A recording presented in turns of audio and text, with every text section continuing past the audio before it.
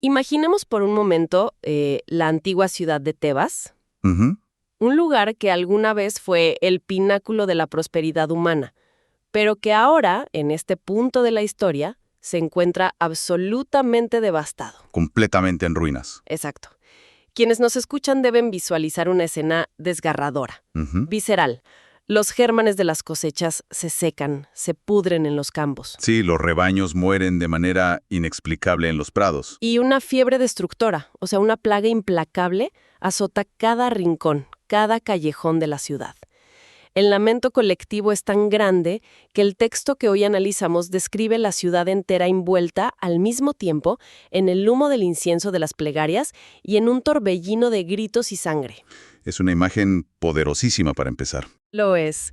Y bueno, hoy tenemos una misión fascinante en esta inmersión profunda.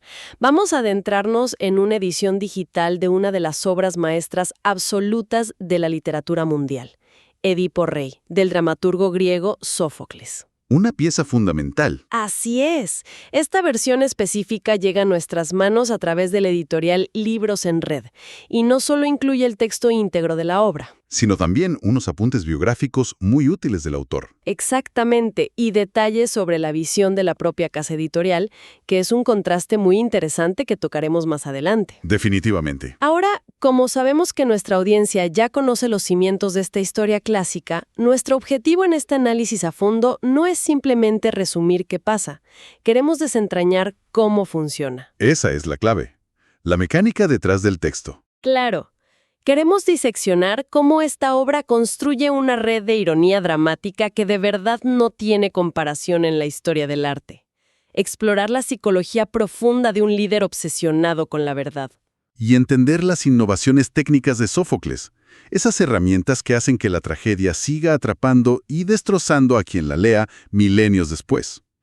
Y para establecer el tono analítico adecuado para nuestra inversión de hoy, creo que hay que señalar la brillantez de la estructura narrativa a la que nos enfrentamos. Totalmente. Estamos ante la que es en muchos sentidos la primera gran historia de detectives de toda la humanidad. ¡Wow! Sí, vista así, es literal una novela policíaca. Exacto. Pero el motor que hace que esta obra sea inmortal es un giro verdaderamente devastador en la mecánica del misterio. El investigador principal. Así es. El detective, en su implacable, metódica y casi obsesiva búsqueda de la justicia, avanza paso a paso hacia una revelación terrible. Descubrir que él mismo es el asesino que busca con tanto ahínco. Es escalofriante. Lo es. Toda la estructura de la obra no es un capricho del destino.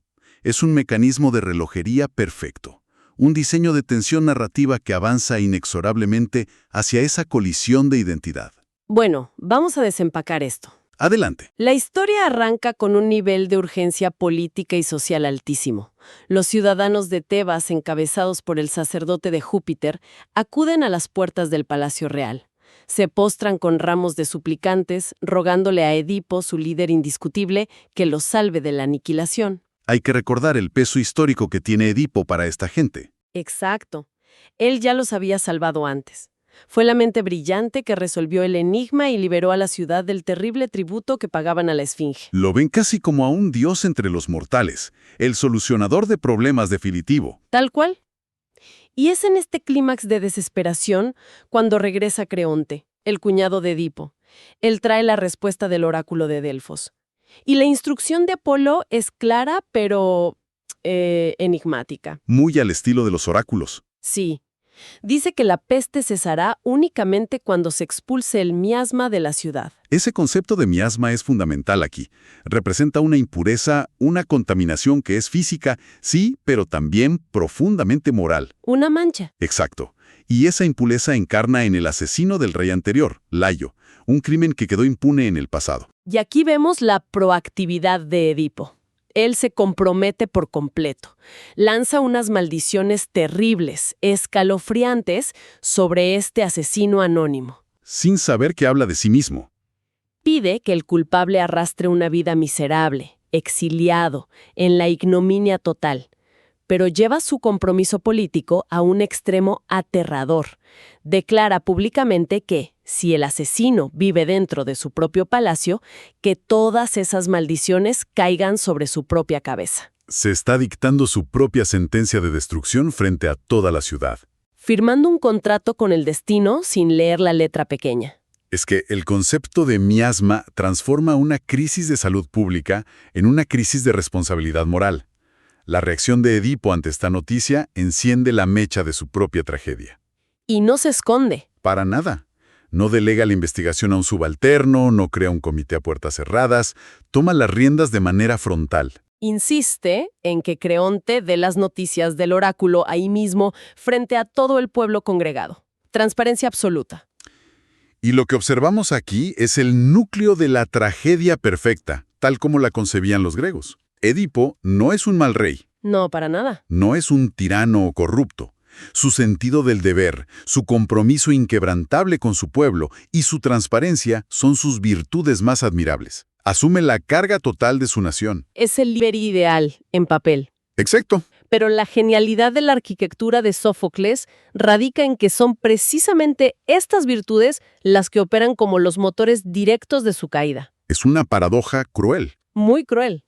Si Edipo fuera cobarde o un burócrata indiferente, habría ignorado al oráculo o sepultado la investigación. Su destrucción es producto de su excelencia intelectual y su rectitud. Y esa misma rectitud colisiona violentamente con la cruda realidad cuando inicia la investigación.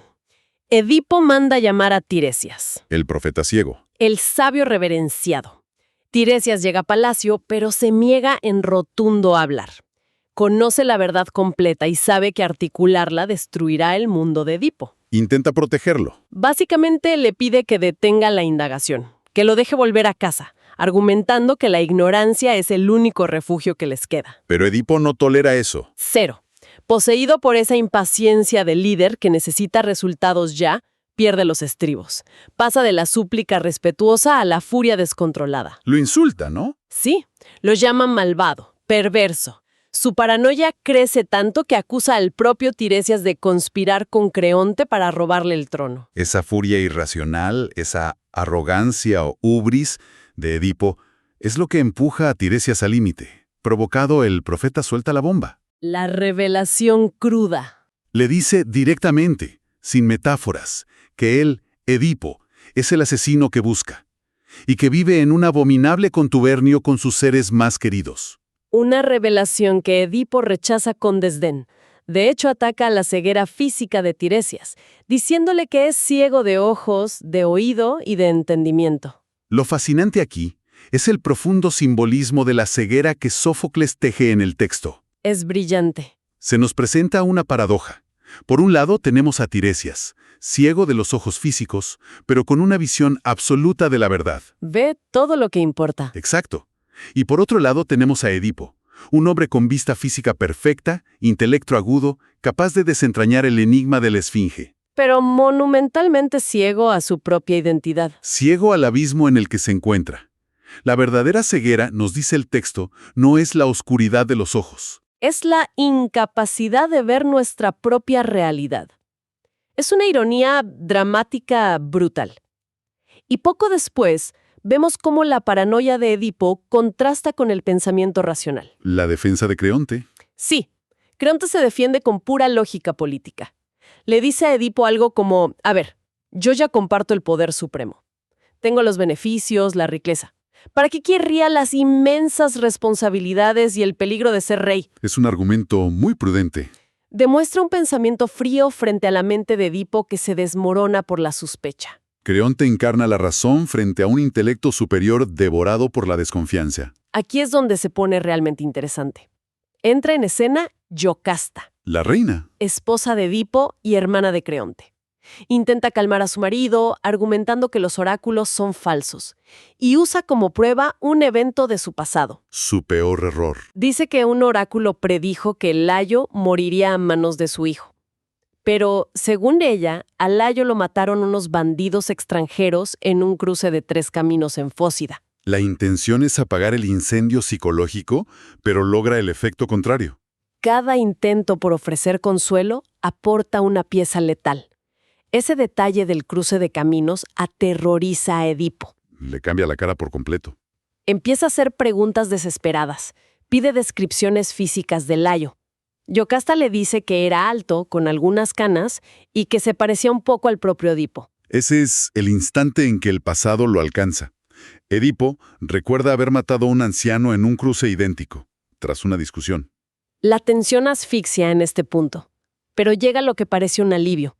Un mensajero de Corinto anuncia que Pólibos, el hombre que Edipo cree que es su padre, murió de vejez. Hay un alivio momentáneo gigantesco. El oráculo falló, piensan, no mató a su padre, pero el temor de casarse con su madre, Mérope, persiste en la mente de Edipo.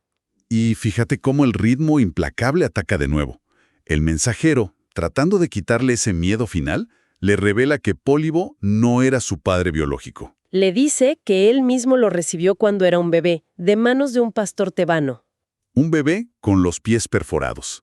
De ahí viene su nombre, el de los pies hinchados. Cada buena noticia es un martillazo. Si conectamos esto con el panorama general de la innovación teatral, podemos observar la maestría técnica de Sófocles, el uso del tercer actor. Claro, Yocasta está ahí escuchando todo esto. En silencio. Ella arma el rompecabezas antes que Edipo. Huye despavorida, rogándole que detenga su investigación, que deje de buscar. Le dice, ojalá nunca llegues a saber quién eres. Es el terror absoluto. Pero Edipo no se detiene. Traen al viejo pastor tebano, el único testigo sobreviviente. La última pieza. El interrogatorio es pura agonía. Ante amenazas de violencia y tortura, el criado confiesa. Confiesa que el bebé era hijo de Layo y Yocasta, que se lo entregaron para morir por miedo a los oráculos. Pero lo salvó por compasión. Y esa compasión selló la condena de todos.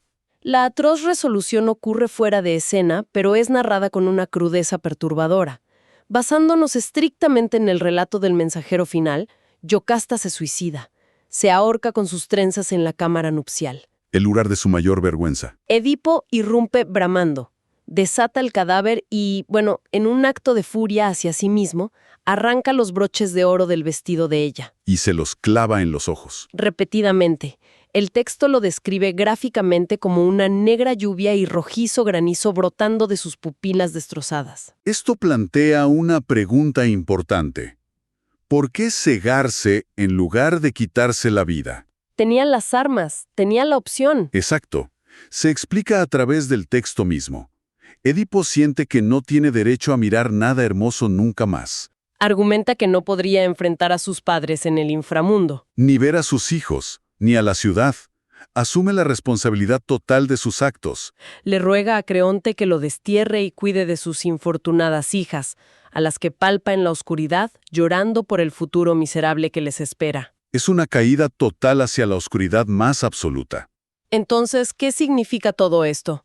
Para entender cómo una obra mantiene este poder de destrucción psicológica milenios después, veamos a la figura del autor que nos da la fuente. Sófocles. Según los detalles biográficos de la edición, Sófocles fue educado en la aristocracia ateniense. Un hombre de la élite. Ganó más de 20 competencias dramáticas en Atenas desde el 468 a.C.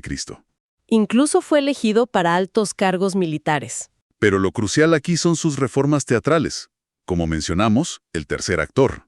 Que permitió triángulos dramáticos asombrosos. Sí, y su mayor aporte.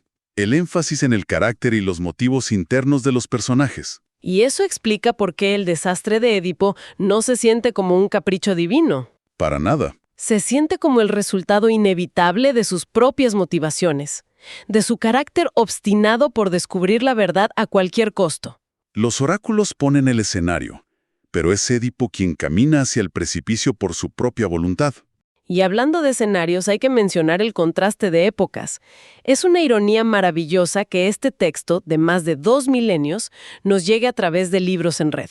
Una editorial pionera. Nacida en el año 2000, enfocada en formatos digitales, impresión bajo demanda y, interesantemente, en maximizar las regalías de los autores. La fuente menciona que otorgan ganancias entre 300 y 400% mayores al circuito tradicional. Es fascinante. Usamos la tecnología del siglo XXI, algoritmos y distribución global para facilitar la reflexión sobre la condición humana antigua. El vehículo cambia, pero el mensaje sobre nuestra fragilidad permanece intacto. Para ir cerrando esta sesión, recapitulemos.